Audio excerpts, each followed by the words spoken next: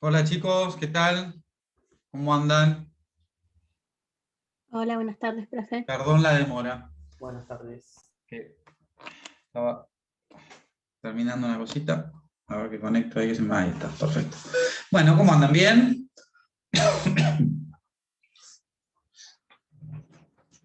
Vamos a esperar 2 minutos más.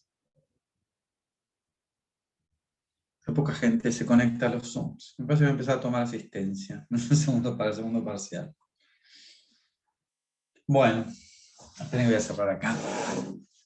Tengo perro, hijos y hacen ruido. Bueno, paso a explicarles cómo es mañana. El tema es el siguiente. Voy a empezar con un único Zoom que es el que les pasé. Ya se los pasé a los dos links, ¿no? ¿A ustedes o uno solo? ¿Les pasé o no les pasé ninguno? Bueno, ahora me fijo. Pues no me acuerdo qué hice al final. El tema es así. Yo tengo mañana dos links. Uno para la comisión 6 y otro para la comisión 7. El tema es que no puedo desdoblar las mesas hasta después de las 2 de la tarde, que es que las docentes restantes pueden. Entonces, pasé uno, correcto, el de la comisión 6, ¿no, Sandra? Saya, estoy sin los lentes, no veo un carajo. Saya, pasé comisión, uno que dice comisión 6, ¿no? Creo que sí, correcto. Mañana la mesa arranca para todos, tanto la comisión 6 como la comisión 7, que son las dos comisiones que están a mi cargo. Arrancan las dos comisiones juntas a las 11 de la mañana en el link que les pasé de la comisión 6. El orden es el orden que van a tener en la sala de espera. Ustedes no van a tener acceso hasta que no les tomemos el examen. Es decir, van entrando de a uno a la sala y nosotros los vamos admitiendo, los voy admitiendo yo de a uno. Ustedes no presencian los exámenes de los demás. Entonces, yo lo que les voy a ir mandando fotos, cada vez que sale uno o entra uno, para que ustedes vean el orden en el que están en la sala de espera, porque yo voy a respetar ese orden de la sala de espera. ¿Sí? La idea es que una vez que las doctoras Pérez y Martín Vela puedan incorporarse a las 2 de la tarde, porque ellas trabajan hasta esa hora, desdoblemos la mesa y les pase otro link, que yo ya lo tengo, pero no se los pasé para no confundirlos, les pase otro link y todos los que no hayan dado hasta ese momento se pasen al otro link. Yo igualmente esto se los voy a decir y se los voy a escribir en el grupo de WhatsApp. Cuando se abre la otra comisión, que es la que sí dice comisión 7, ustedes van a abandonar el Zoom de las 6 y se van a meter en el Zoom que les voy a dar. ¿Sí? Pero métanse temprano, los que quieran dar temprano, se meten en el Zoom de las 11 de la mañana, que es el Zoom de la comisión 6. ¿Sí? Porque la mesa en realidad arranca para las dos comisiones a la misma hora. ¿Está claro esto? ¿Lo entendieron? ¿Se entendió? Sí, profe, ahí pregunta. Yo pensaba hasta recién incorporarme en el de las 11, ¿no? Pero estoy, digamos, trabajando en pleno horario. Entonces, quiere decir que puede llegar a demorarse mucho, ¿no? Porque si están las dos comisiones, o usted sabe más o menos cuántos son, no No tengo sabe. la menor idea de cuántas personas se van a presentar. Yo Porque, no sé digamos, cuántas. capaz que ingreso a las 11 y que me termina tomando a las 2 de la tarde, ¿o no? ¿Puede ser eso Sí, o sí, podría pasar podría perfectamente. pasar? Porque La con mesa ese se criterio abre. capaz que me paso a las 14 y... Yo no tengo problema. Yo la mesa a las 2 de la tarde la voy a abrir igual, aunque Claro. todos los que se hayan presentado en la mesa de las 11 ya, digamos, no estén más. Sí, Porque no, de voy a hecho entrar a yo... las 11 y voy a ver cuántos son. Si de última somos No, es muchos... que no sé si... ¿Vos los ves? Yo no sé Ah, si no, no eso... sé, no sé. No. Por eso Ah, yo les voy a avisar a ustedes, yo les voy a plantear a ustedes, ni bien abro la mesa a las 11, les voy a sacar una foto y voy a decir, están todos estos. Y periódicamente van a ir viendo. claro. ¿Sí? Porque yo les voy a mandar, cada vez que sale uno, le voy a mandar voy a sacar una foto a mi computadora y se las voy a mandar viendo para que ustedes vean el orden y cuántas personas hay. ¿Sí? Correcto, correcto. Obviamente, igual yo, el Zoom de la comisión 7 a las 2 de la tarde lo abro igual. ¿Sí? Ese Sí, Zoom sí, se sí. abre igual. Si ustedes se quieren presentar directamente a las 2 de la tarde en el Zoom de la Comisión 7, no tengo problema. Sasha pregunta, ¿cuánto tiempo? Nosotros tenemos la intención, va a depender, si yo veo que tengo 45 personas en la sala de espera, y se ponen a imaginar que voy a tratar de ser lo más rápido que se pueda. Un examen nunca dura menos de 15 minutos o 10. Tampoco quiero que dure mucho más, ¿sí? Porque, a ver, en una situación de mesa libre, yo sí les tomo todo lo que sea necesario. A veces hemos estado 40 minutos con un alumno. En una situación de recuperatorio, donde ustedes se juegan la materia, también estamos mucho tiempo hasta que abordamos todas las posibilidades. En una estancia de parcial con mucha gente, no piensen que los vamos a evaluar mal ni rápido, pero tampoco, digamos, un docente, salvo excepciones, un docente en los primeros 5 minutos sabe si el alumno va a aprobar o va a desaprobar, independientemente de cómo esté contestando, porque a veces pasa que, yo les digo esto, a veces pasa que los primeros minutos se traban con una pregunta, pero por el conocimiento previo que uno tiene, por la manera de expresarse pese a la falta de la respuesta correcta, existe la posibilidad de que yo les haga otra pregunta y ustedes arranquen. Y yo solo sé de entrada. O sea, no es que lo sé de entrada. Los 4 o 5 minutos yo ya sé cómo les va a ir. Esa es la verdad. El resto es del desarrollo del examen.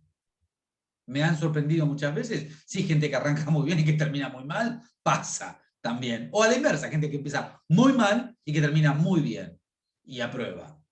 Suele suceder también. Pero bueno, no va a durar menos de 10 o 15 minutos cada uno. ¿Sí? Porque además ustedes tienen que tener el DNI, me lo tienen que mostrar a la mesa, a la cámara, yo tengo que anotar. Esto es con cámara, quien no tenga cámara no rinde. ¿Sí? Me tienen que mostrar el DNI a la cámara. Todo eso lleva un procedimiento mínimo que tenemos que anotar. Aparte yo voy anotando las preguntas que les hago para luego hacerles la devolución. Y ustedes cuando se van, cuando termina el examen de ustedes, siempre saben si aprobaron o desaprobaron. Lo que no van a saber es la nota. Pero sí si aprobaron o no o desaprobaron. La nota la publico después, porque la tengo que consensuar con el otro docente con el que voy a estar tomando. ¿Sí? Nosotros, por su parte, con el docente, tenemos un sistema de mensajería individual, ¿no? Que ustedes no conocen, a través de WhatsApp o del chat del Zoom, ¿sí? Entre nosotros, que vamos viendo qué preguntamos y cuánto qué le ponemos en su caso, ¿sí? ¿Entendieron la metodología de mañana? Bien. Perfecto. Bueno, a ver, la manera de hacer esta clase son dos, fundamentalmente. Una, que ustedes me hagan las preguntas que les parezcan. Otra, que vayamos viendo temas por unidad. Si ustedes prefieren empezar a preguntarme dudas, para mí es mejor y creo que para ustedes también, porque escuchan lo que quieren, lo que no saben, lo que no entienden. Algún tema particular que yo no les puedo explicar no les puedo explicar todo un tema, pero sí les puedo explicar algunas cositas puntuales. No sé los otros compañeros, pero yo anoté algunas. Si alguien quiere preguntar. Bueno, sí, arranquen. Bueno.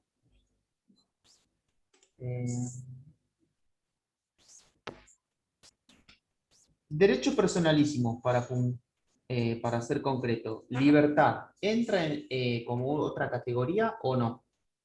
¿O depende de cada autor? No, en realidad depende de cada Si usted me autor. pregunta y yo le respondo. No te voy a preguntar libertad. Ah, bueno, ok. No. Listo, está. No, porque es muy obvio. No tiene ninguna importancia. Listo. O sea, no es que no tenga importancia la libertad, digo, no. Se entiende. Está desde otro lado. Bien. Sí, dale otra, que tenías otra, porque después tengo acá en el chat y ya voy a contestar. No sé si me resultó medio complicado Si es difícil de desarrollarlo, no hay problema. Sentido restringido y sentido amplio del derecho. ¿A dónde está eso? ¿Sentido restringido, sentido amplio en qué? ¿Derecho subjetivo, derecho no? Derecho subjetivo, sí. Ay, no ubico, pará. ¿En qué bolilla? Eso ahí me mataste un poco en el tema. ¿Sentido restringido o sentido objetivo del derecho subjetivo?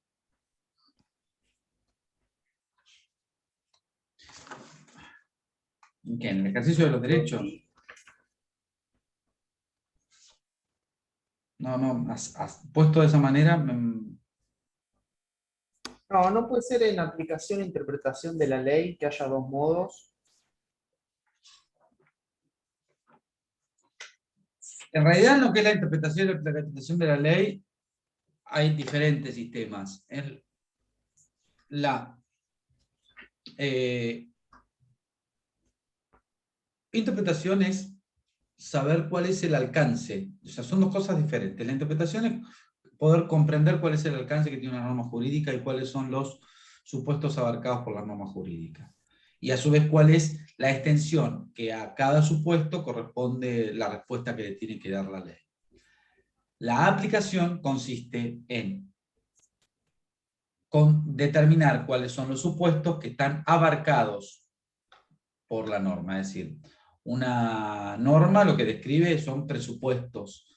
Esos presupuestos, cuando se verifican en los hechos, ¿sí?, corresponde entonces aplicar la ley.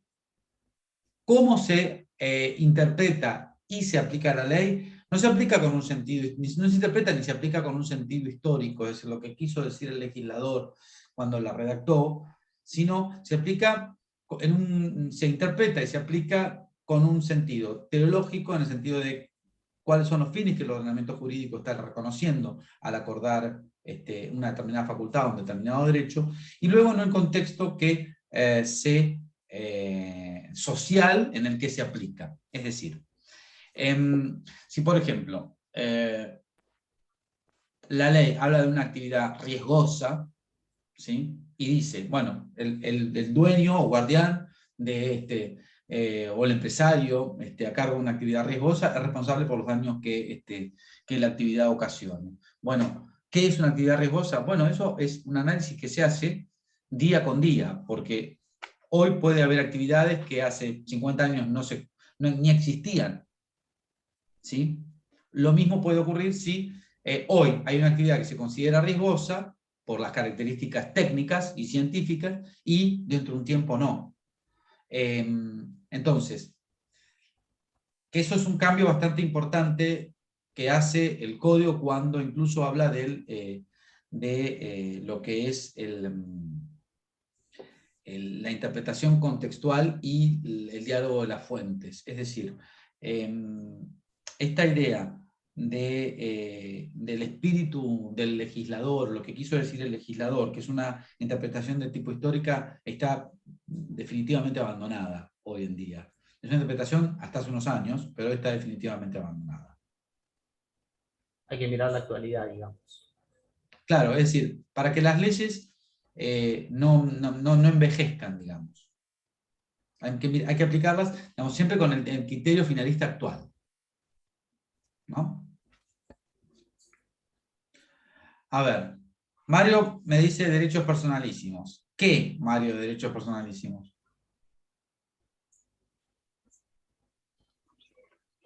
No, era un poco general, pero no sé, ahora lo estoy leyendo y me faltaba leerlo en realidad. Lo que sí tengo una, que es sobre la jurisprudencia con respecto al Código Civil nuevo. Bueno, no me quedó claro si se puede usar o si no se puede usar. No. A ver, la jurisprudencia es una fuente del derecho, como lo es la doctrina de los autores, ¿sí? Las opiniones de los autores. También es fuente de derecho. Es decir, significa fuente de derecho en el sentido de que es de donde el juez, al momento de aplicar el derecho, se va a nutrir para resolver un conflicto, ¿sí? ¿Estamos de acuerdo? Ahora, La jurisprudencia, que son los precedentes, las sentencias dictadas con anterioridad por otros tribunales en casos análogos, sirve como fuente de derecho, pero no es una fuente de derecho obligatoria. ¿Por qué no es obligatoria? Porque el juez puede conocerla, puede desconocerla, puede conocerla y no aplicarla, porque no está obligado por el precedente jurisprudencial. ¿Sí? Es más, ni siquiera está obligado, más allá de que los tribunales tienden a mantener un poco la coherencia, ni siquiera está obligado un juez a dictar un fallo igual que el que dictó en una situación igual hace un tiempo atrás. ¿Hace a cierta coherencia? Sí. Ahora, un nuevo estudio de la cuestión puede llevarlo a un juez a cambiar de criterio, incluso a él mismo. Entonces, la jurisprudencia es fuente del derecho, sí, en el sentido de que ayuda a fijar el contenido de una norma y lo ayuda al juez a la hora de resolver un conflicto. Sí. ¿Es fuente obligatoria? En general, no. Hay dos supuestos en los que sí es obligatoria, que es en el caso de la jurisprudencia plenaria, es esa jurisprudencia que se resuelve en un departamento judicial determinado. ¿Se acuerdan de estos procedimientos? Yo se los expliqué. Cuando, por ejemplo, en una misma Cámara de Apelaciones, un mismo asunto, una Cámara de Apelaciones está resuelta, suele estar dividida en varias salas. Son como microcámaras de apelaciones, ¿no? La Cámara de Mar del Plata, por ejemplo, tiene 3 salas de 2 jueces cada una y un presidente. Son 7 los jueces. Cuando un expediente, una sentencia es apelada, va sorteada y entra en alguna de las 3 salas de la Cámara. La sala 1 puede resolver el asunto de una determinada manera, la sala 2 puede resolverlo de una determinada manera, la sala 3 puede resolverlo de otra manera. No están obligados entre sí a respetar el criterio de la otra sala. Ahora, si en un mismo departamento judicial las distintas salas de una misma Cámara resuelven de manera diferente, tienen jurisprudencia contradictoria respecto a un mismo asunto, a pedido de parte o a instancia del propio tribunal, se puede disponer el llamado a una audiencia, a una sentencia plenaria, a un fallo plenario, en donde van a todos los jueces votar el asunto, tratar de convencerse, van a obtener una mayoría, en el sentido A, B o Z, no importa, y luego esa jurisprudencia sí va a ser obligatoria, tanto para los jueces de la Cámara de ese departamento judicial, como para todos los jueces inferiores. Es decir, la Cámara de Plata hay 16 juzgados civiles y comerciales. ¿Sí?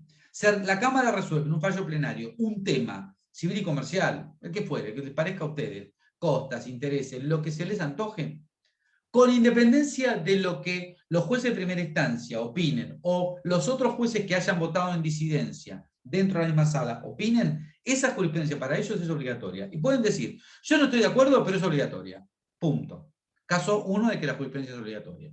Caso 2 en que la jurisprudencia es obligatoria por una vía oblicua o indirecta, que es la de la doctrina legal de la Corte de la Provincia de Buenos Aires. Existe un recurso contra las sentencias de las cámaras de apelaciones y de los tribunales de trabajo, conforme que se puede ir a la Corte de la Provincia, la de La Plata, Suprema Corte de la Provincia, por vía de que la sentencia recurrida no ha respetado la doctrina de la Corte, la jurisprudencia de la Corte de la Provincia de Buenos Aires.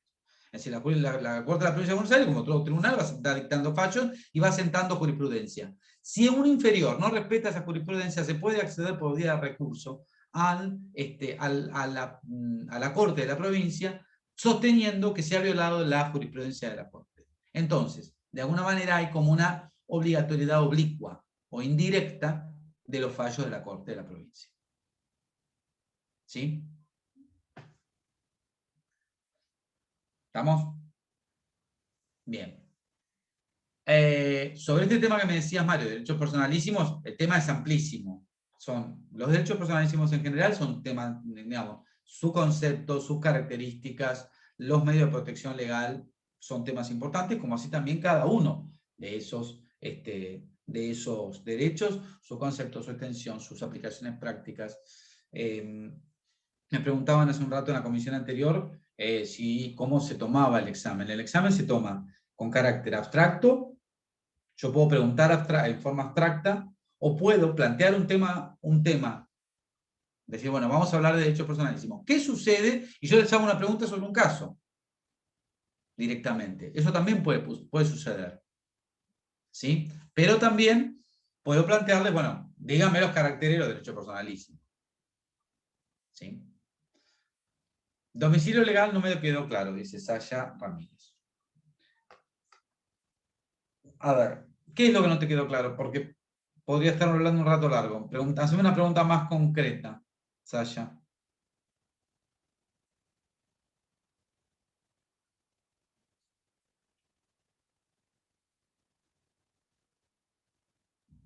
Ok, la diferencia entre legal y real. Bien, ambos son domicilios generales. Esto significa que la ley los fija para el ejercicio y cumplimiento de la totalidad de las relaciones jurídicas en general, con carácter general.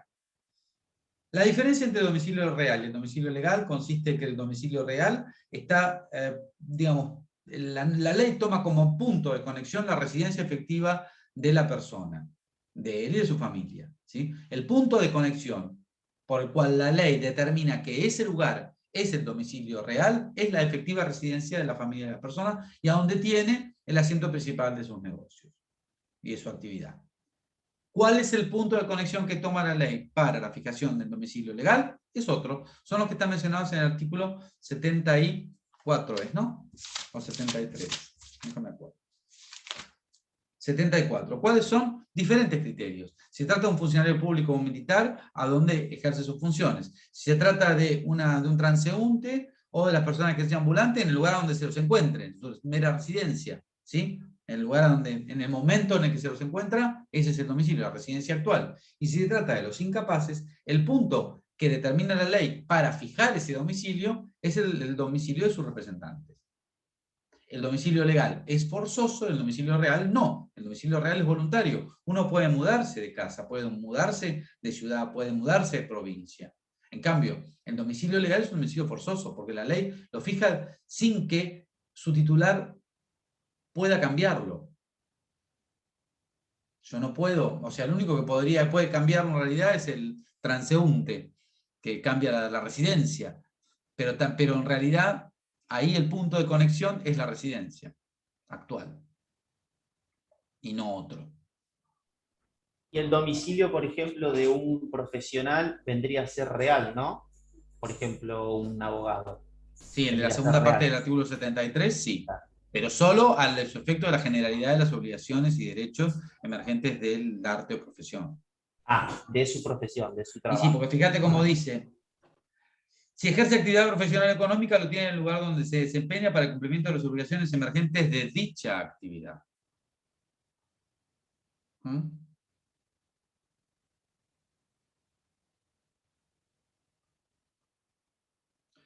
No, no es. Bueno, acá Saya me dice, es decir, el domicilio real es mi casa, el domicilio legal es a donde la ley fija si no tuviese un domicilio real. No, no es que no tenés un domicilio real. Yo soy funcionario público y tengo una casa donde vivo. Si yo no fuera funcionario público, mi domicilio general sería mi casa. Pero yo soy funcionario público, entonces la ley me dice que mi domicilio general es a donde ejerzo mis funciones. No es que no tengo una residencia, sí la tengo. Lo que pasa es que, y tengo un domicilio real, pero lo que no puedo tener es, o sea, lo que no puedo tener es dos domicilios generales. Si yo tengo dos domicilios generales, la ley me saca uno y me da el legal. No es que no. A ver, entonces, claro, ¿se puede tener un domicilio legal y real al mismo tiempo? No, porque son dos domicilios generales. Yo vivo acá en mi casa, ¿sí? Y si me notifican acá me encuentran. Pero domicilio, porque ustedes me parece que lo que están confundiendo, yo se lo dije el otro día, y es importante que ustedes entiendan esto. El domicilio no es el lugar donde yo vivo, a donde ejerzo mis funciones, no. El domicilio es el lugar a donde la ley dice que yo tengo domicilio. ¿Y por qué a donde la ley dice? Porque es a donde la ley me ubica a los fines jurídicos. Ustedes tienen que tener presente que el domicilio no es ni el domicilio del DNI, ni donde vivo, es a donde la ley dice que a mí me pueden encontrar. Y que los efectos jurídicos del domicilio se me aplican.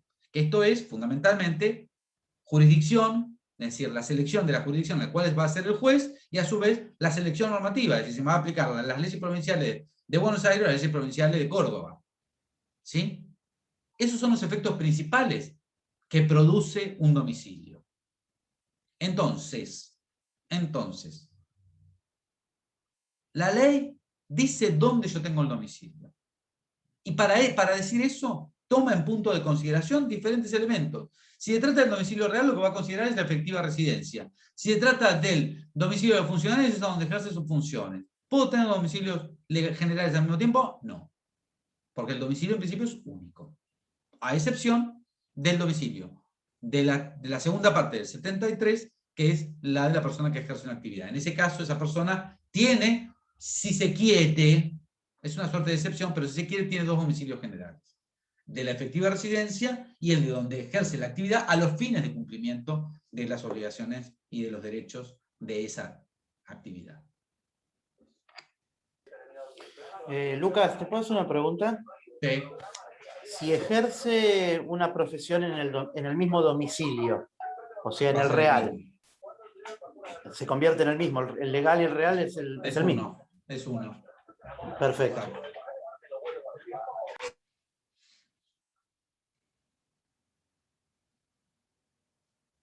¿Otra pregunta sobre cualquier tema?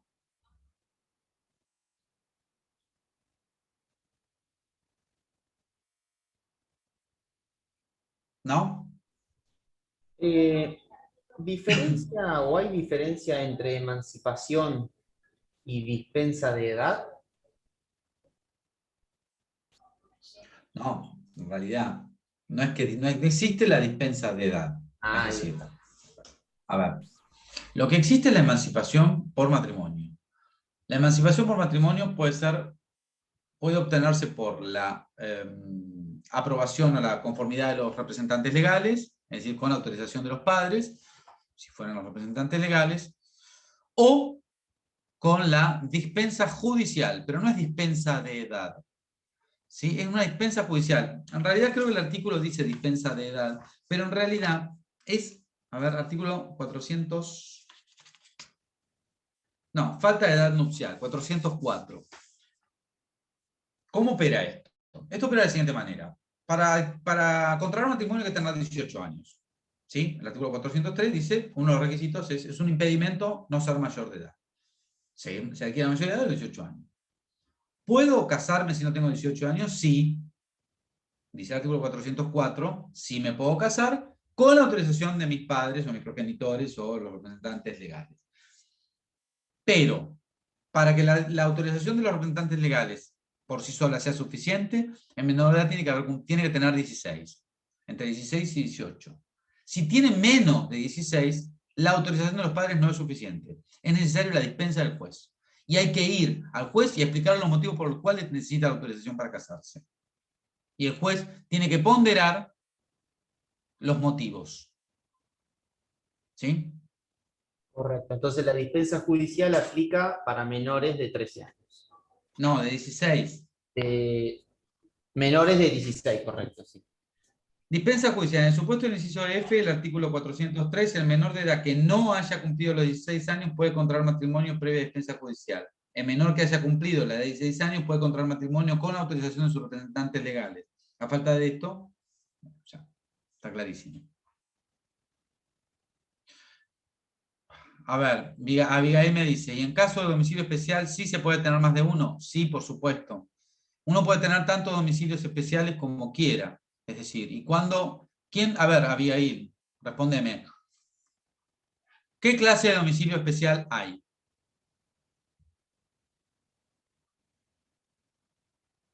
Abigail desapareció. Abigail desapareció, se fue. No, acá estás. Abigail, decime qué domicilios especiales hay. Perdón, no me da el micrófono. Ok, mañana te van a dar, ¿no es cierto? No podemos dar el examen si no te dan. ¿O no te vas a presentar? Bueno, bien.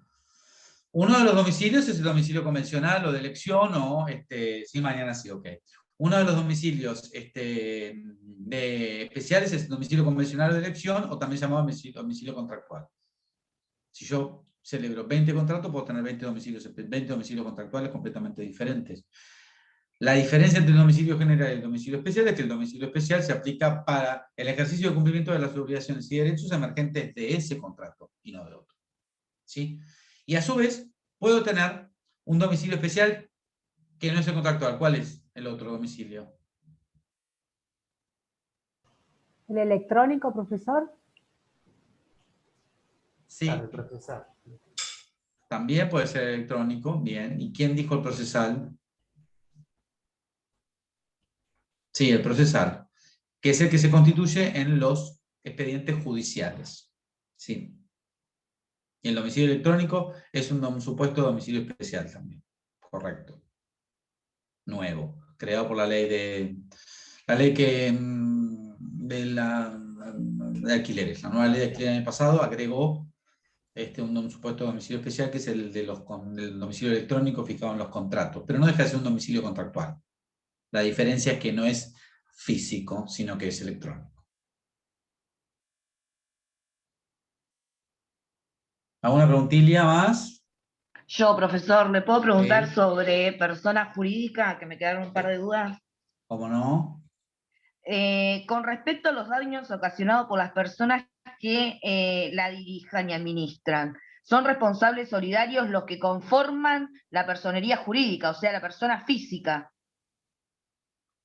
No, son responsables las personas que lo dirigen. O sea, a ver, la persona jurídica responde sola, la persona jurídica responde sola por los daños que ocasionan las personas humanas que los dirigen y administran en ejercicio o vocación de sus funciones.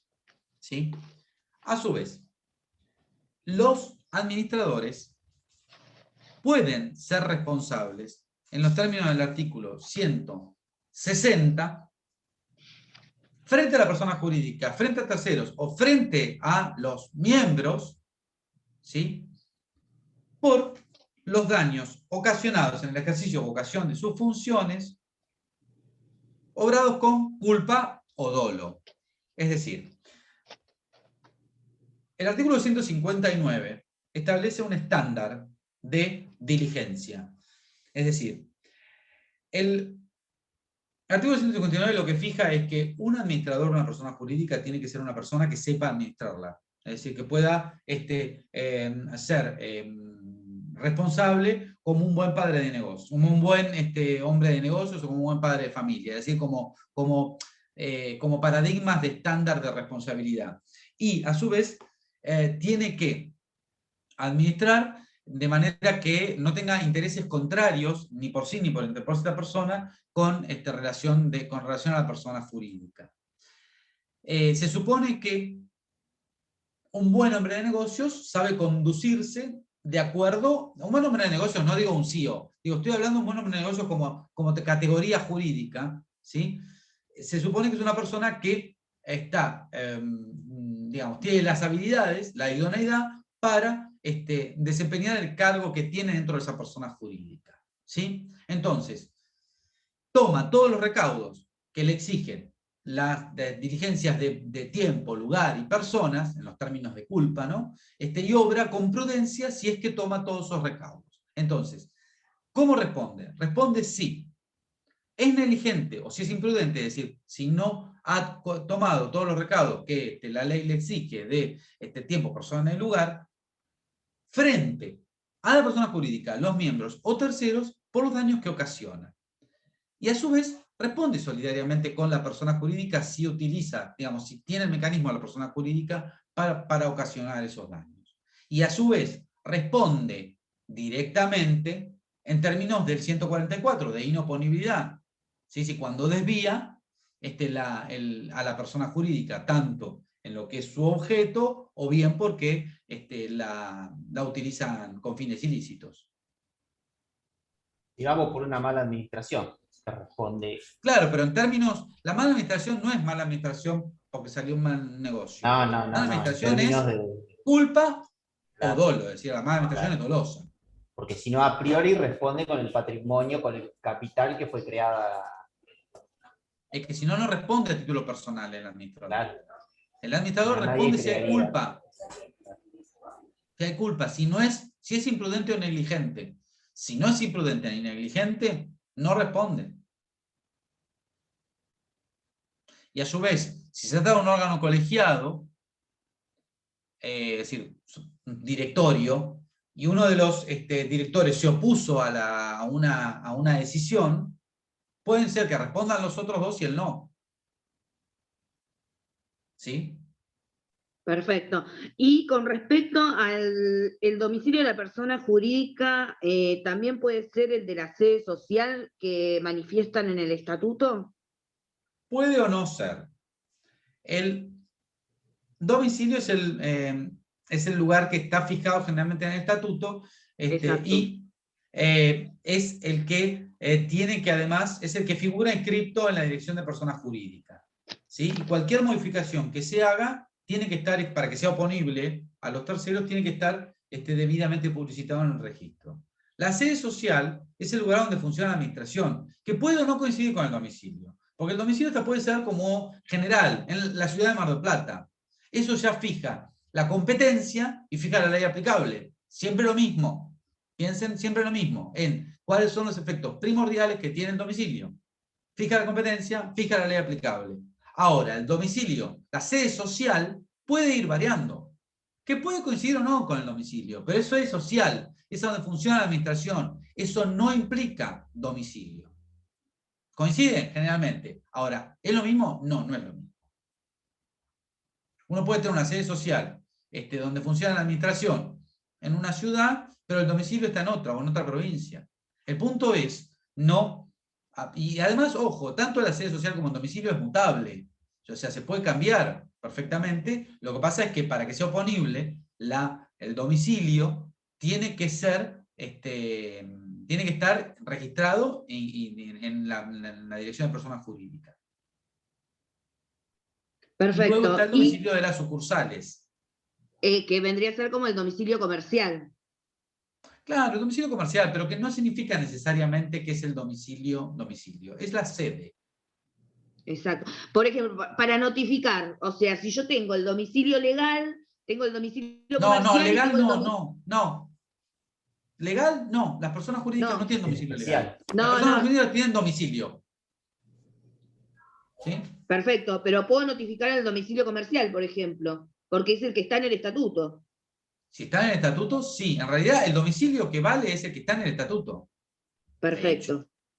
Perfecto. Lo que sí puede suceder es que yo tenga una sucursal. Entonces, que pueda notificar en ahí respondo allá. Uno notifique en una sucursal respecto de las obligaciones asumidas por la sucursal para el funcionamiento de la sucursal. Pero ustedes piensen, por ejemplo, que si le quieren citar en garantía o le quieren hacer un juicio a una aseguradora, hay que notificarla en Buenos Aires, que es a donde tiene domicilio. Por más que ustedes hayan contratado el seguro acá. Luego, obviamente, van a litigar en Mar del Plata. ¿Sí? El juicio tramita en Mar del Plata, pero usted para notificarlo válidamente lo tiene que notificar en Buenos Aires. ¿Puede notificarlo acá? Sí. Lo que pasa es que si no responden en tiempo, y luego pueden plantear la nulidad. Es decir, el hecho de que, siempre vamos a lo mismo, el hecho de que uno notifique en un domicilio que no es el correcto, si cumple la función de noticiamiento y el otro no plantea ninguna nulidad y se aviene notificado y contesta, bueno, ahí no hay problema. El punto es, ¿qué sucede cuando uno pretende hacer valer la eficacia de una notificación y la pérdida del derecho consecuente por no haberse presentado en término? ¿Sí? Ahí está el problema. Si uno tiene un domicilio, de la persona jurídica, tiene que notificar ahí. Ahí es válida cualquier notificación, aun cuando luego no se presenta. Por ejemplo, tenemos una persona jurídica de Mar del Plata, pero la sede puede ser en La Pampa. Sí, lo que pasa es que las notificaciones van a ser en Mar del Plata.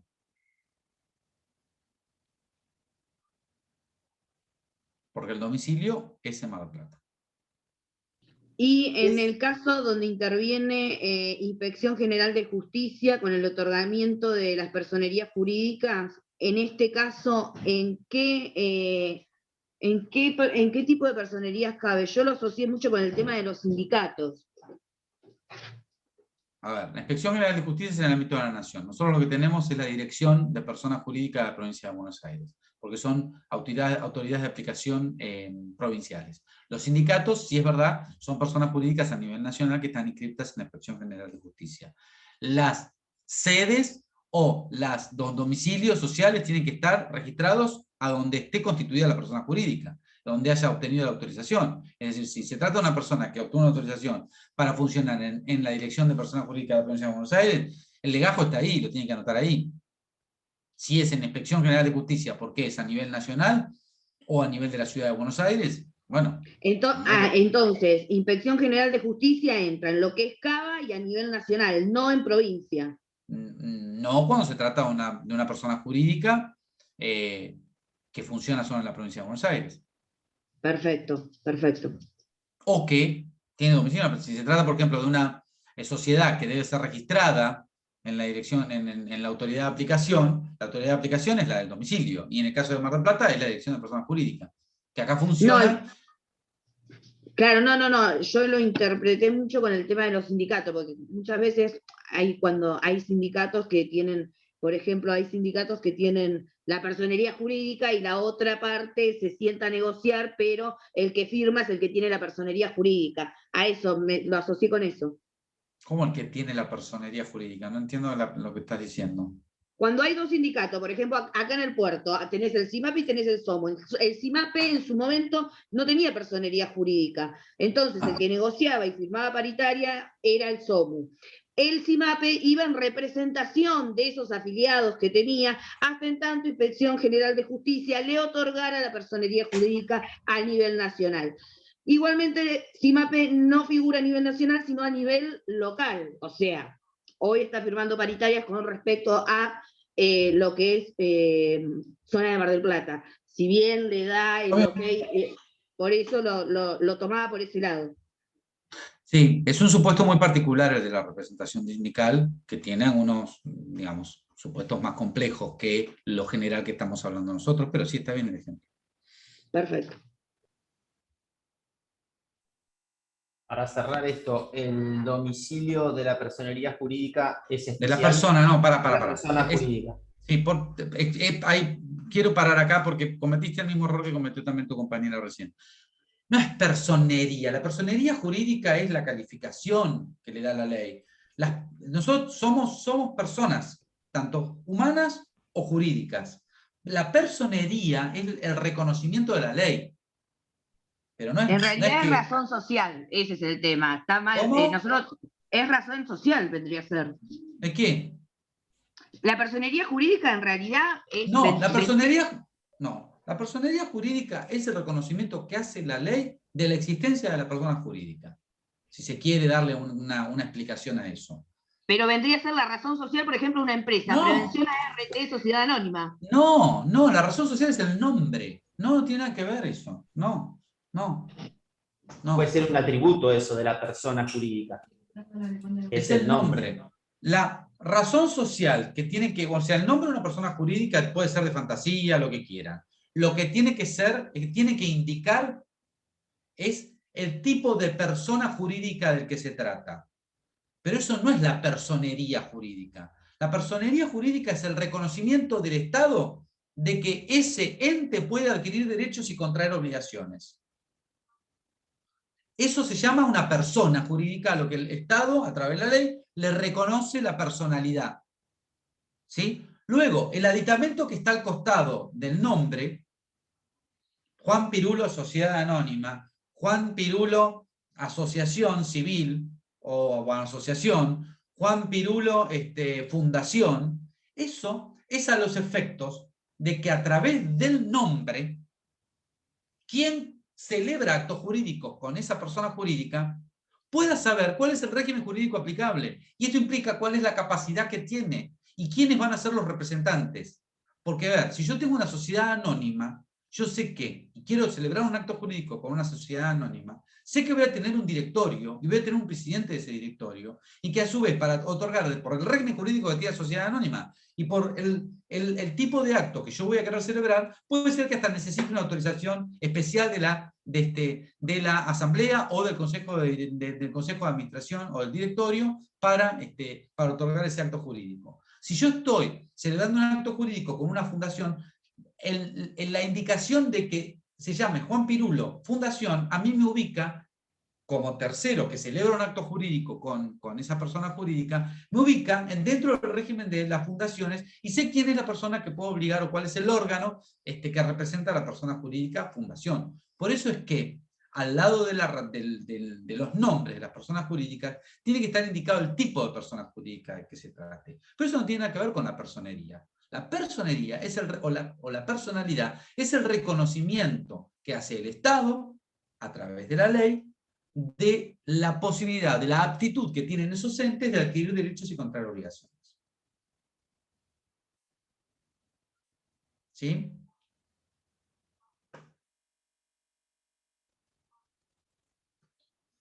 Ya que estamos en persona jurídica,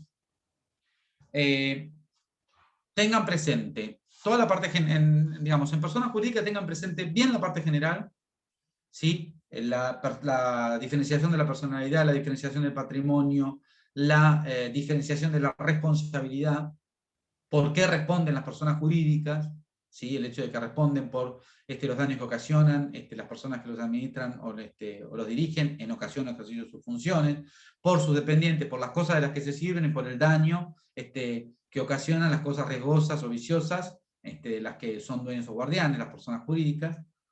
Tengan también presente el principio de especialidad en materia de capacidad y de responsabilidad, ¿sí? Porque el hecho de que, digamos, la responsabilidad, es decir, aquellos incumplimientos y los daños que ocasionan los incumplimientos por los que responden las personas jurídicas están íntimamente ligados por el principio de especialidad, es decir, por lo que la persona jurídica se podía obligar. ¿Sí? Digamos, la responsabilidad es como la contracara de la moneda de la capacidad. ¿Se entiende esto? Entonces, yo voy a ser responsable en la medida que me haya podido jurídicamente obligar, a eso me estoy refiriendo. Entonces, el principio de especialidad también está vinculado con la responsabilidad. Y cuando estudien, cuando repasen personas jurídicas, a esta altura estamos en tren de repaso, cuando repasen personas jurídicas, también tengan en cuenta la distinción en el ámbito de lo que es el fin de la existencia de la persona jurídica, la distinción entre lo que es la disolución y la liquidación de la persona jurídica.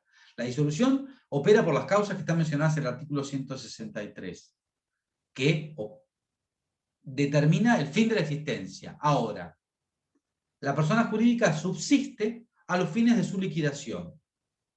La personalidad o la personería, si se quiere, queda limitada a que realicen los actos tendientes a su liquidación. ¿Y en qué consiste la liquidación? En realizar el activo, cancelar el pasivo, y si ha quedado un remanente, ver si se distribuye o no se distribuye en función del tipo de persona jurídica. Y a su vez, y esto vinculado con el nombre, con esto que mencionaba Alejandra, a su vez, una persona jurídica que ha entrado en proceso de liquidación debe adicionarle a su nombre, dice en liquidación, Juan Pirulo, sociedad anónima, entre paréntesis, en liquidación. ¿Y eso por qué les parece a ustedes que tiene que estar identificado? Para los terceros. Claro, porque el tercero solamente va a poder saber que puede celebrar actos jurídicos con esa persona en tanto y en cuanto se trate de un acto jurídico tendiente a la liquidación de la persona jurídica y no otro. ¿Se entiende esto? Es decir, que la capacidad de la persona jurídica en la liquidación va a estar doblemente ligada. Por un lado, por el principio de especialidad que ya tenía, y ahora, además, por la liquidación. Solamente va a poder realizar actos tendientes a realizar el patrimonio y cancelar el pasivo. Otro acto no va a poder realizar. ¿Se entiende esto? Bien. ¿Algún tema más de persona jurídica o quieren cambiar de tema? Y en ese caso, propóngamelo o les digo yo. Quiero preguntar, pero de otro tema. Sí, lo que quieras, Claudia, dale. Cuando plantea el programa que hay, sobre la clasificación de los derechos personalísimos, habla de la clasificación, habla por un lado de una clasificación que tiene que ver con los derechos de la personalidad física, y por otro lado de la personalidad espiritual. Pero también aparece algunas cuestiones que tienen que ver con aquello que hace a la libertad, esa clasificación. ¿Qué hay? ¿Dos? ¿O la libertad está dentro de lo espiritual? No, mira, eso no es tan importante porque depende del libro y del autor que leas. Hay autores que lo clasifican de tres maneras: los derechos de la espiritualidad, los derechos relativos a la salud y al cuidado del propio cuerpo, y luego están los derechos relativos a la libertad. Pueden estar los de la libertad incluidos en la libertad en la espiritualidad, y también, sí. Eso es un tema de clasificación, depende del libro. Eso, lo que vos quieras decir está bien, porque eso es la libertad de la lectura, digamos. Bien. Es un tema de clasificaciones, ¿no? Y cuando habla cuando hablamos, una duda que también me surgía tenía que ver con la cuestión de la clasificación había otra cosa que me había quedado clara que tenía que ver con el tema de los atributos de la personalidad, ¿sí? Nombre, domicilio, estado, ¿también patrimonio? Sí. Sí. Clásicamente, pero está en duda igual, ¿eh? Ah. ¿Por qué está en duda? Porque una de las características que tienen los atributos inherentes a las personas es que son únicos. Sí. ¿Sí? Y con el patrimonio es un atributo que está en crisis desde hace tiempo, por dos motivos. Primero, porque es una ficción pensar que todos tenemos patrimonio.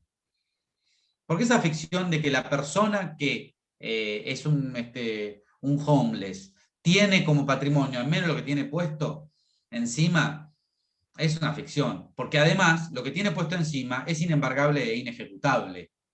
¿Sí? Las vestimentas no se pueden embargar ni ejecutar. Yo no puedo despojar porque uno tiene que pensar, esto lo vamos a ver en la segunda parte, es uno de los primeros temas de la segunda parte. Uno tiene que pensar que el patrimonio cumple una función, que es la del 242, que es que el patrimonio es la prenda o la garantía común de los acreedores. ¿Esto qué significa? Que el patrimonio responde por las deudas de su titular. ¿Sí? Es de donde los acreedores se van a cobrar en el caso de que el titular no pague las deudas. ¿Sí? Esa es la función que cumple el patrimonio.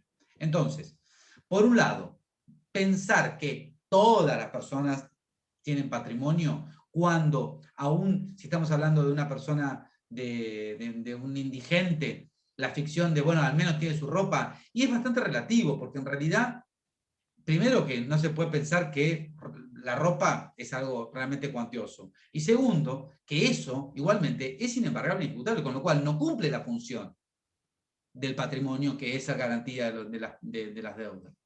Porque al acreedor no le va por sacar la ropa y rematarla. Sí, ¿Sí? sí. Esa es la primera crisis. Segunda crisis. La unicidad está bastante en duda porque existen patrimonios de afectación. Es decir, uno puede destinar... ¿Cuál es la idea de la unicidad del patrimonio? Que es que uno no haga quintitas, ¿sí?, para insolventarse y ponga platita acá, ponga platita allá, creando diferentes patrimonios separados, o hacer obligar a un patrimonio que en realidad es insolvente, ¿sí? Entonces yo de esa manera no voy a pagar. O obligarme yo, mostrando que tengo estos patrimonios, pero resulta que después, por efecto, por ejemplo, de la personalidad diferenciada, yo tengo puesta mi plata en diferentes sociedades, y yo en realidad soy un seco, soy un monotributista, ¿sí? Y que no tengo nada. Y que todos los bienes de los que me sirvo son bienes de sociedades, de las cuales yo soy socio, pero mi responsabilidad está limitada a mi aporte. Ese es el principio. Pero en realidad, la idea de la unicidad del patrimonio como tal está un poco en duda porque existen hoy legalmente, existía uno y ahora dos, legalmente dos patrimonios de afectación, separados del patrimonio de una persona propia. Uno es la posibilidad de que en ciertas circunstancias uno pueda ser socio único de una persona jurídica. Hoy existe la persona jurídica de un solo socio, es en un modelo de sociedad de responsabilidad limitada, tipo las sociedades anónimas, pero con una finalidad muy específica. Yo puedo, por ejemplo, constituir una sociedad para construir un edificio determinado, entonces pongo la plata para ese proyecto y ese programa, puro y exclusivamente, con lo cual todas las deudas extra ese proyecto van a recaer sobre mi patrimonio general y no sobre ese patrimonio, y a su vez no voy a poder obligar, a través de ese patrimonio, no me voy a poder obligar a otras cosas que no sean las relativas a ese proyecto de construcción de ese edificio. Y a su vez, el otro patrimonio de afectación, que será el anterior, más clásico, es el de la constitución de un fideicomiso que, cuando vean contratos lo van a ver. Es un contrato muy complejo, no me voy a demorar hoy para explicarlo. Pero el fideicomiso también implica sacar plata de mi patrimonio, destinarlo al cumplimiento del fideicomiso. Por eso es que la idea de que el patrimonio es un atributo inherente a la persona es algo bastante en crisis. Está bien. No, estaba en el programa está nombre, domicilio, y ahora Vamos a arrancar. Capacidad primero, que es el atributo, la reina de los atributos, es el atributo rey. Bien, Porque si no está la capacidad, no tengo nada. está bien. ¿Sí? Es el atributo por atributísimo. ¿Sí? Primera figura, cartel francés, arriba del todo. Moria Kazan, atributo capacidad. Luego vienen los otros, vienen las starlets, como se dice en francés. Luego vienen el nombre, el estado, El estado y el patrimonio. y el domicilio. Y el domicilio, perdón, exacto, el domicilio. O sea, Exacto. pero el patrimonio en realidad también tendrá que ver en ese caso con desde qué doctrina uno lo pueda mirar o no. Sí, no, si uno dice que el patrimonio es un atributo inherente a la persona, sí, porque en realidad tiene que ver con esto de la seguridad. O sea, vos tenés que pensar lo siguiente. Los atributos están diseñados como características que tienden a la individualización de la persona, a los efectos de que puedan establecer relaciones jurídicas seguras, ¿no? De la seguridad jurídica. Entonces, yo sé que contrato con vos, que sos mayor de edad, que en el registro civil no figurás con la capacidad restringida, que figurás casada, y que vivís en tal lugar, y que si yo te tiro un índice de dominio, puedo saber qué bienes tenés. ¿Bien? ¿Estamos de acuerdo hasta ahí? Perfecto. Sí. Entonces, la idea del patrimonio también hacia la seguridad jurídica. ¿Es una ficción hoy en día? Sí, la verdad que sí, pero está enumerado como un atributo en forma clásica. Y está bien decirlo así, no pasa nada. Bien. Uno puede incluso decir, bueno, es un concepto de crisis y tema terminado. También. Ah, bien. Está. Ojo que puede haber autores que incluyen a la capacidad como un derecho personalísimo. O que incluye a los atributos dentro de los derechos personalísimos, o hay otros autores que incluyen a los derechos personalísimos como atributos. Para nosotros es infinitamente más fácil, desde lo académico y desde la enseñanza, distinguirlos claramente. Los atributos son características, los derechos personalísimos son derechos. Sí. De hecho, a mí siempre me ha resultado desde lo didáctico muy fácil dar la explicación que da Cifuentes, que dice que los atributos son un anterior, una antepersona, y los derechos son un a posteriori. Es decir, que los derechos son facultades que confiere la ley a personas que ya sabemos quiénes son, que ya hemos definido previamente, que son mengano, submengano, que tal y tal domicilio, tal, ¿sí? Sí. Y de esa, otra duda que tenía es, yo seguramente tengo un malentendido al respecto, pensé que la ley de curatela había dejado de existir luego del nuevo código, pero parece que no, porque en el artículo 32 dice que en caso de que una persona sea declarada incapaz, se le debe designar un curador. Quiere decir que entonces la idea de los apoyos aparece, pero la curatela no desaparece. No, los curadores, está la curatela arreglada en el artículo 150 y algo. Ah. Está en la propia, a ver, espérate un minuto. Está la tutela. Y luego la curatela, 138. Ah. No, lo que pasa es que el curador es el representante legal de las personas incapaces, del artículo 32, última parte. Sí, miraba el artículo 32, pero por ahí tiene De que los haber... incapaces, no es apoyo. No, porque yo entendí eso, no. La restricción de la discapacidad tiene que ver con los apoyos y la curatela aparecía cuando ya se declara incapaz a la persona y aparece el curador. ¿El curador tiene la misma connotación que tenía en el viejo Código de Vélez? Es igual es el representante. Sí, Bien. correcto.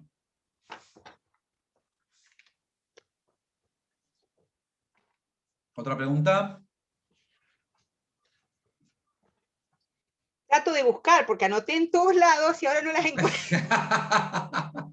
Entonces estoy revisando todo papelito. Muy bien. A ver. Hago un repaso mínimo de temas y me paran si me hacen preguntas sobre... Yo les digo mi top 20 del programa.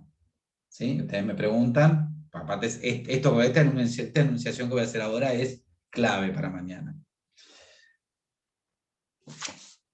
No aprueba mañana quien no sabe distinguir derecho público de derecho privado, ¿sí? Y cuál es el criterio de distinción y si me puede dar ejemplos de cuándo el Estado puede, aún siendo el Estado, puede estar enmarcado en una relación regida por el derecho privado. Eso es importante que ustedes lo entiendan. Lo que es la unidad 2, diría yo que fuentes de derecho es un tema importante, pero, en general digo, pero siendo la ley la fuente primordial del derecho, la idea es que ustedes sepan no solo el concepto, sino fundamentalmente la clasificación, y dentro de la clasificación más importante es la que distingue la ley de ley imperativa, ley supletoria, y dentro de las leyes imperativas, las leyes de orden público. Eso lo tienen que saber porque no solo que es un contenido básico, sino porque además es un contenido tremendamente útil para de acá hasta que se jubilen. ¿Sí? Tremendamente contenido útil, en serio. Si ustedes entienden eso, entienden muchas cosas del derecho. Porque aparte de la clasificación de una ley, emergen las distintas posibilidades de acciones judiciales. Y si ustedes pueden comprender que una acción es de orden público, o una ley es imperativa, o una ley supletoria, pueden saber qué demandar y qué no demandar. Muy sencilla es así de sencillo, pero así de importante. Luego, en la bolilla 4, el artículo 7 del Código Civil y Comercial, es probablemente uno de los temas más importantes, luego del de persona, es uno de los temas más importantes de la materia, porque nos ayuda mucho a la selección normativa en los problemas temporales. Y además, tienen la mala suerte de que es un tema que a mí me encanta. Y he escrito, y he dado clases, nada, es un tema que me gusta mucho, y he dado conferencias sobre este tema. Así que tienen una muy mala suerte con ese tema. Porque me gusta y he leído un poco. ¿Sobre ese tema tienen alguna duda? Miren que se los voy a preguntar a casi todos ustedes. ¿No? Y ahora empieza. No. Por ahí no me terminaba de quedar claro, pero lo que pasa es que, bueno, todavía seguramente falta de silla, ¿no? Como para terminar, porque también una de las cuestiones que a mí me parece que es clave, que cuando uno quiere pensar una materia es, perdón la expresión, culo, silla y a estudiar, no hay otra. No hay otra receta. Es la única receta posible. El día que coincido totalmente. En el año 1900 y largos, entré a la universidad y un viejo profesor al que amábamos decía, yo les voy a dar la fórmula para que ustedes en 5 años estén recibidos. Y todos nos quedamos esperando esa fórmula. Claro, el primer día de clase el profesor se para ahí y cuando termina la clase alguien así muy tímido dice, ¿y la fórmula dónde está? Entonces se escribió en el pizarrón, C sobre S igual título. ¿no? Y Exacto. la única fórmula, y es la Yo verdad. le agregaría una H. Horas culo silla, decía yo. Está bien, sí, sí. Pero bueno, y falta, pero lo que sí no había terminado de entender tiene que ver con esto de cuándo, más allá de que yo entendí que cuando la ley así lo dice puede ser retroactiva en el tiempo, si así está claro en la ley expreso, digamos, no explícito, pero en qué otros casos la ley puede ser retroactiva, más allá de las cuestiones económicas en donde, por ejemplo, en cuestiones por ejemplo, ganancias, donde la ley se aplica a Fiscales, sí. primeros, pero hay otros situaciones en donde la ley sea retroactiva. No, no, generalmente no. Se ve, te diría, prácticamente en el ámbito del derecho administrativo. Ah, No, leyes civiles es muy raro que haya leyes retroactivas. No, no se me ocurre. No, la verdad es que no. En principio, las veo más en el ámbito administrativo. Salvo que sea un reconocimiento digamos, podría pensar yo en una ley de reconocimiento de comunidades aborígenes, ese tipo de cosas, pero si no, no me suena. Y por supuesto, sí podría ser en el ámbito, digamos, no descarto que pudiera ser en el ámbito del derecho de consumo, pero, insisto, no sé. Por ahí, ojo, por ahí leyes previsionales, pero siempre las veo más desde ese ámbito. Leyes previsionales que hacen un reconocimiento para atrás, sextunc, qué sé yo, no sé, en un reconocimiento de aportes, pensar en las posibilidades de jubilarse con otro tipo de aportes, ¿no? En esas cosas puede ser, pero siempre desde el ámbito como administrativo, no leyes civiles. No te escuché, Claudia, perdón. La generalidad de la ley es que la ley empieza a regir desde el momento de 8 días después de la publicación en el boletín oficial. Salvo que tenga una fecha de entrada en vigencia. Exacto. Sí, sí, Que sí. puede suceder. El Código Civil tenía una fecha de entrada en vigencia, que Sí. no era la de la publicación en el boletín oficial. Estaba publicado y tenía vigencia un año después de que estaba publicado. Y la trajeron para adelante con la de 27, no sé el número de la ley que la promulga, no me acuerdo. Lo adelantaron. El código estaba previsto entrar en vigencia el 1 de agosto de 2016 y en el año 2015 lo adelantaron al 1 de enero de 2016 y lo adelantaron al 1 de agosto de 2015. 27077 creo que es la ley que lo pone en vigencia. Y sí, claro, legisla para el futuro. Bien. O para lo inmediato. ¿Sí? Sí, sí, sí. Bien. En este punto, como en todo se engancha con todo, la distinción entre leyes imperativas y leyes supletorias resuelve el artículo 7. Ustedes ya lo saben. Eso, préstenle atención. De la unidad 6, la idea del derecho subjetivo, la clasificación de los derechos subjetivos, en qué consiste el derecho, en qué consiste la acción, y luego, clase que di yo, el límite al ejercicio de los derechos, sustentado en la buena fe y sus desmembraciones, el abuso del derecho, y la doctrina de los actos propios y la apariencia. Eso, péguenlo en la leidita. ¿Sí? ¿Sobre ese tema alguna duda? No. Sigo. Persona humana. Comienzo de la existencia de la persona humana. Ahí no tengo mucho más para explicarle que la discusión en torno al artículo 19 y en especial si ustedes logran explicar en qué consiste, no el desarrollo del fallo, pero sí la doctrina del caso Artavia Murillo y cómo se aplica con relación a los países que no fueron parte del problema de Artavia Murillo, que eso está desarrollado en los libros y es un problema de derecho internacional de los tratados. La verdad está buenísimo que lo entiendan. ¿Entendieron cuál es el problema que hay en torno a eso?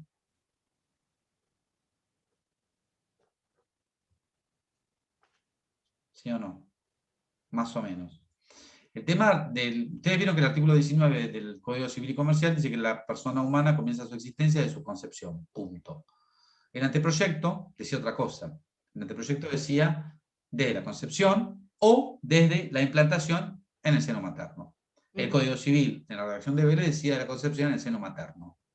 El fallo Octavio Murillo, que es contra Costa Rica, creo que es, dice que es desde la implantación, con carácter general de la implantación. Entonces, ahí se plantea toda una duda. Esto fue un temón, uno de los grandes temas por los que incluso el código estuvo a punto de no salir. Si no se suprimía la segunda parte del artículo 19 del código, no se sancionaba. La Iglesia hizo mucha presión para que el código no se eliminara la segunda parte sobre la implantación. ¿Cuál era la ratio que tenían los redactores del anteproyecto? Era: la persona humana comienza con la concepción en el seno materno o la implantación en el seno materno. Desde este punto de vista, toda fecundación extracorpórea fuera del seno de la madre no es persona. Son embriones que no se los considera persona, y luego una ley especial tenía que regular el régimen de los embriones, qué iba a pasar con los embriones, y todo lo que tenga que ver con su eventual manipulación. Esa era la ratio. La Iglesia hizo presión para que esto no saliera de esa manera, y se mantuviera, se intentara mantener el criterio de la concepción en el seno materno, de la concepción. La idea de la concepción quedó plantado ahí, no en el seno materno, concepción, entonces con la fantasía de que de esa manera se superprotegía a los embriones fecundados no implantados. Desde la perspectiva de la ratio, desde la perspectiva de quienes se opusieron al artículo 19, era bueno, si nosotros ponemos concepción, punto, lo que estamos diciendo es todo óvulo fecundado es persona, adentro o fuera de la madre. Esa es la idea, que es versión 1 de la interpretación de esto. Versión 2 de la interpretación de esto es la siguiente.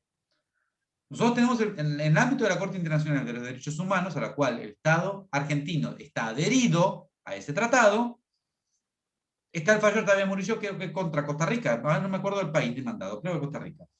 ¿Qué es lo que dice ese fallo? Que con carácter general los estados tienen que aceptar que hay personas desde la concepción en el seno materno o de su implantación, con lo cual la fecundación in vitro, el óvulo fecundado no implantado no sería persona, de acuerdo a esa ratio. La discusión es si ese fallo en el que el Estado argentino no fue parte, porque el Estado no estuvo demandado en ese caso, no es parte del juicio. La discusión es si ese fallo es o no obligatorio a nuestro Estado que no fue parte del juicio. Si uno fuera una teoría clásica de lo que son los efectos de una sentencia, tendría que decir rápidamente que no sería obligatorio. ¿Por qué? Porque por definición las sentencias son obligatorias a los que son parte del juicio y no a los que no son parte del juicio. Esa es interpretación 1. Interpretación 1 que además coincide con la interpretación de lo que se llamaría la Iglesia, ¿no? Es decir, la interpretación de que hay personas en el momento de la concepción, no importa de dónde sea, porque el fallo Octavio Murillo en Argentina no se aplica porque el Estado argentino no fue parte de ese juicio. ¿Sí? Sería interpretación 1. La interpretación 2, ahora explico esto que me están preguntando. La interpretación 2, que es la interpretación mayoritaria, dice, no, por la Convención de Viena, que es una convención general sobre tratados internacionales, no solo los estados, salvo que hagan una reserva, que es un tema técnico, salvo que digan que este artículo no se me aplica, los estados que son parte de un tratado multilateral que crea órganos con poder de decisión sobre diferentes temas, no solo están obligados por las condiciones del tratado, sino por las decisiones de los órganos que crea ese tratado. Entonces, ergo, la jurisprudencia de la Corte Interamericana de Derechos Humanos no solo es obligatoria a los estados parte del juicio donde se dicta, sino también, o sea, al Estado demandado, sino también a los otros estados que forman parte del tratado que no hayan hecho reserva de que no se les aplicaba. El Estado argentino no tiene ya la reserva. Entonces, ¿qué es lo que la mayoría de los autores en general dicen, y las últimas jornadas nacionales de derecho civil, las anteúltimas, así lo dijeron, es obligatoria la jurisprudencia en materia de derechos humanos, es obligatoria la jurisprudencia de la Corte Interamericana de Derechos Humanos, aunque el Estado argentino no haya sido parte del juicio, no haya sido demandado. Entonces, ¿cómo se lee el artículo 19? De acuerdo a esta segunda postura 2, es que la persona humana comienza su existencia desde la concepción en el seno materno.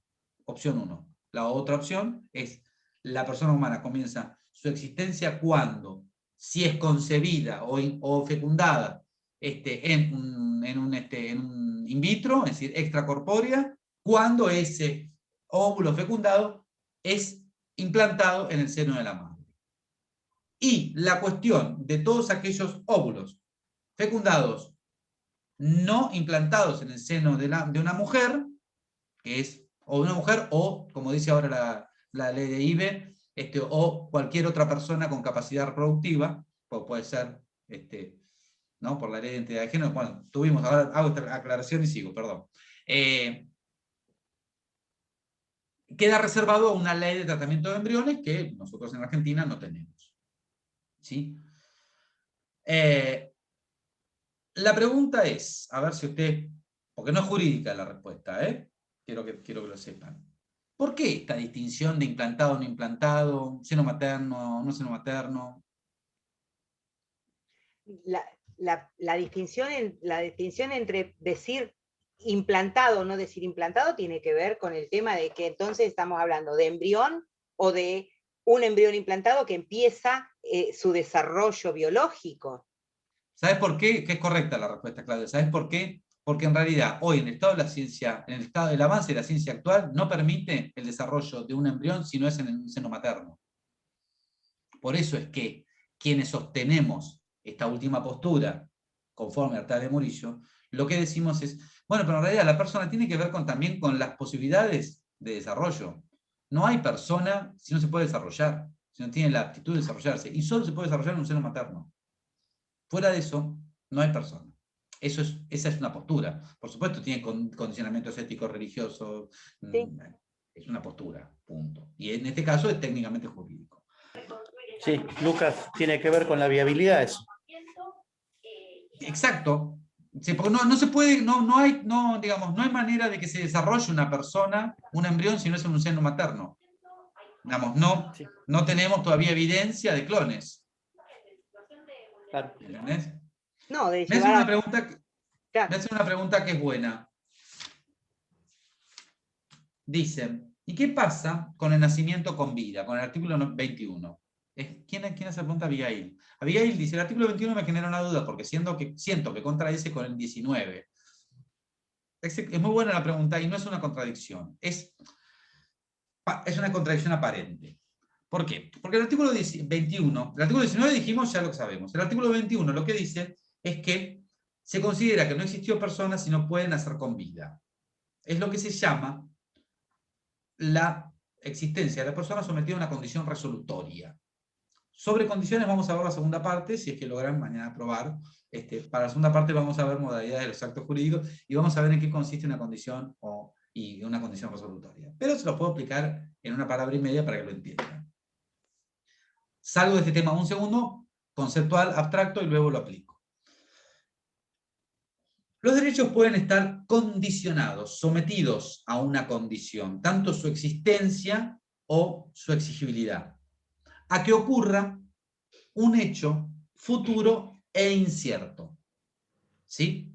Yo puedo someter la existencia misma de un derecho o de una obligación a un hecho futuro e incierto, que si sucede, si ocurre, o sea, es futuro porque es en el tiempo, diferido, y es incierto porque no sabemos si va a ocurrir. Ahora, si ocurre, ese hecho futuro e incierto que llamamos condición o hecho condicionante, puede operar en el derecho de dos maneras, o extinguiéndolo o haciendo nacer su exigibilidad. Y le voy a dar un ejemplo. Yo puedo decirle a Claudia lo siguiente: Claudia, yo te voy a regalar mi código civil si te recibís de abogada. ¿Sí? Ahí lo que estoy diciendo es, estoy sometiendo a una condición suspensiva, suspendiendo la exigibilidad del derecho de Claudia a exigirme a mí el código civil al día que se recibe de abogada. Claudia se recibe de abogada y tiene derecho a exigirme el derecho. El derecho nació hoy, porque yo hoy le prometí el derecho, pero no es exigible sino hasta que se cumple la condición. Caso 1. Caso 2. Te presto mi departamento, viví todo el tiempo que quieras, hasta que se case mi hijo. El día que se case mi hijo me lo tenés que devolver, porque ahí va a vivir mi hijo. ¿Sí? Entonces, vos adquirís el derecho hoy, sometido a una condición resolutoria. Resolutoria en el sentido que lo va a resolver, lo va a extinguir al derecho. Cumplida la condición, el derecho de uso de mi amigo de ese departamento se extingue. ¿Sí? No sabemos si mi hijo se va a casar, pero si se casa y se va a vivir ahí, me devolvés el departamento. Se extingue, se resuelve el derecho. ¿Entendieron esto? Sí. Bien, vamos ahora al caso del artículo 21. La persona existe de la concepción en el seno materno o la implantación en el seno materno. Ahora, su existencia, su derecho o su personalidad está sometido a una condición resolutoria, que es que se puede extinguir si no nace con vida. Es decir, si no nace, la persona existe durante los 9 meses que está en el vientre de su madre. Ahora nace muerto, entonces se considera que nunca existió. Y esto tiene que ver con, porque digamos, se extingue con retroactividad la personalidad. No es que hay una contradicción, es que es una personalidad que está sometida a una condición resolutoria, que es que nazca con vida. Nace con vida e irremediablemente existió la persona. No nace con vida y se considera que no existió. Y esto tiene mucha importancia. Si hubo transmisión de derechos, porque ustedes recuerden que la persona por nacer es persona y tiene capacidad, puede adquirir derechos y contraer algunas obligaciones. ¿Esto lo vieron? No, se los explico. La persona por nacer es persona y como tal puede adquirir derechos y contraer obligaciones limitadas. ¿Sí? ¿Limitadas por qué? Por su propia índole.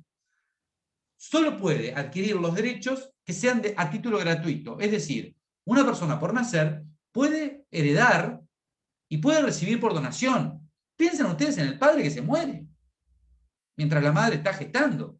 ¿Que ese chico no va a heredar al padre? Sí, obvio que sí. ¿Cuál es la condición de que herede? Que nazca con vida. Pero sí, claro que sí. Recibe a título gratuito los bienes que le deja su padre.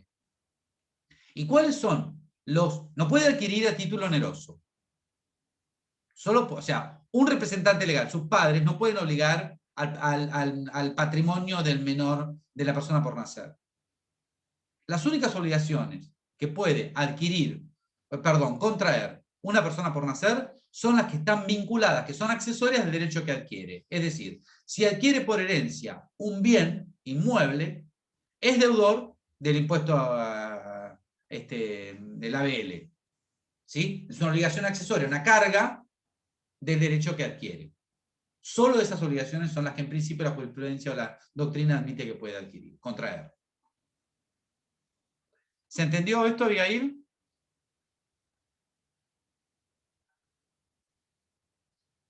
Bueno, espero que sí. Profe, y cuando habla que dice, en el mismo artículo 21, dice, el nacimiento con vida se presume.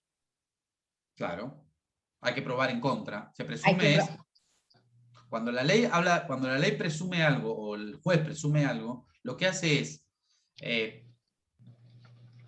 digamos, inferir un hecho a raíz de otro. Es decir, yo tengo una persona, un bebé, que nació y se murió. ¿Sí? Si yo quiero invocar que esa persona nació muerta, tengo que probarlo. La ley presume que nació con vida. Porque la ley siempre presume la subsistencia de los derechos. Hay que probar en contra. Es una regla general esto. Es decir, cuando está en duda la existencia de un derecho, cuando está en duda la validez de un derecho, siempre la ley va a presumir su validez o su existencia. hay que probar, se puede probar en contra, y en algunas circunstancias sí, en otras no. Pero en general sí. ¿Por qué? Perfecto. Sí, ¿está? Perfecto, sí, me quedó claro. Bien. ¿Alguna duda más? ¿O le damos por terminada la clase?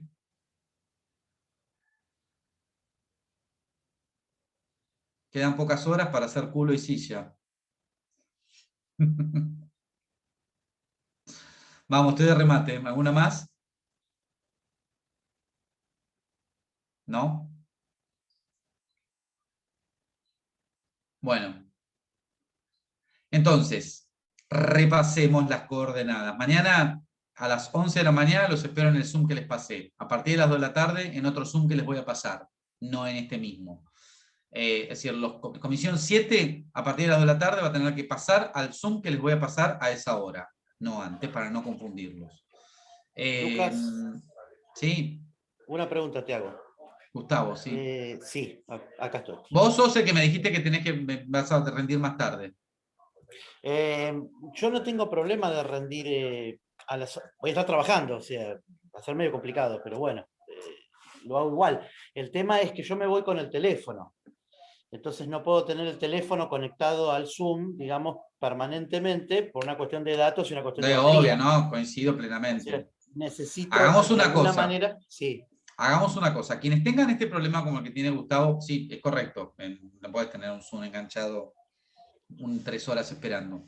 Quienes tengan la situación como la de Gustavo, que van a trabajar con datos y van a rendir el examen con datos y no se pueden conectar a cualquier hora, mándenme un mensaje privado por WhatsApp cuando estén disponibles. Y yo los engancho, les aviso. Ahora, bueno, probablemente tengamos una ventana de 10, 15 minutos, 20, lo que fuere. Si vos me mandás un mensaje a las 2 de la tarde, Gustavo, me decís, bueno, mirá, estoy, o 1:30, Lucas, estoy, bueno, yo te voy a decir, bueno, bancame 15, 20 minutos y te aviso. Y te digo a cuál Zoom te metes, si ya a este, al de las 11 o al de las 2 de la tarde, y te doy el horario para que entres y te doy prioridad. ¿Sí? Sí, ya me lo plantearon y también, es lógico. Bueno, ¿le damos las urras a esta primera parte de la materia? Chau. Estudien. Gracias.